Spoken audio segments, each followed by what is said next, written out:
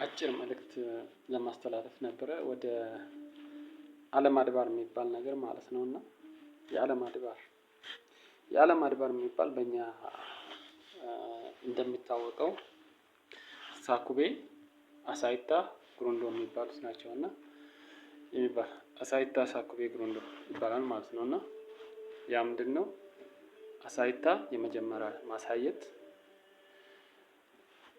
ሳኩቤ በእሳት ማቃጠል፣ ጉሩንዶ ሁሉንም ዓለም ይዞ አቅፎ የሚይዝ ወይንም ጉቶ እንደማለት ማለት ነው። የቅርንጫፍ ያ ማለት ምንድነው? ስላሴ ሶስቱ ስላሴ በአንድ በመለኮት አንድ በአካል አንድ በመለኮት ሶስት የሚባለው ነገር ማለት በመንፈስ ሶስት ነው የሚባለው እንደዛ ሶስቱ ስላሴ ማለት ናቸው። እና ያ ማለት ነው። ያ ምንድነው?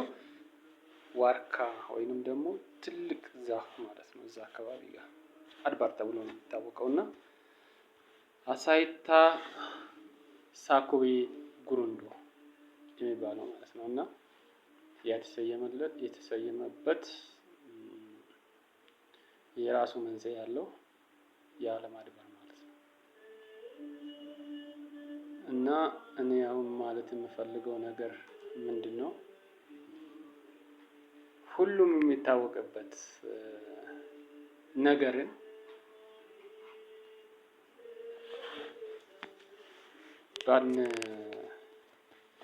ባንተቻችበት፣ ባንጣላበት፣ ጦርነት ባናነሳበት ባይ ዘ ዌይ እኔ እርግጠኛ ሆኜ የምናገረው ነገር 42 ዓመቴ ነው ዘንድሮ ብዬ ነው የማስበው። እና 40 ዓመት 82 ዓመት ማለት ነው። 82 ዓመቴ ላውቀው 40 ዓመት ግድ አድርጌ ይዋጋል። 40 ዓመት ያለምን ከዜሮ ተነስቼ ማለት ነው። ከዚህም በፊት ስዋጋ የነበረውን አቁሜ እሱን ወደ ኋላ ትቼ ከዛሬ ጀምሬ ማለት ነው። ከዛሬ ጀምሬ አንድ ብዬ ማለት ነው። እና 40 ዓመት ድረስ እዋጋለሁ። ለኢትዮጵያ ክብርና ጥቅም ወደ ኋላ አልደራደርም። ሁማይነሱ ምንም የለኝም ከዜሮ። ሰው ቆራጥ ነው። ሰው ጀግና ነው። እልህ ምላጭ ያስወጣል። ሰው አያደርግም ይባላል፣ ያደርጋል። አድራጊም እግዚአብሔር ነው። እኔ ግን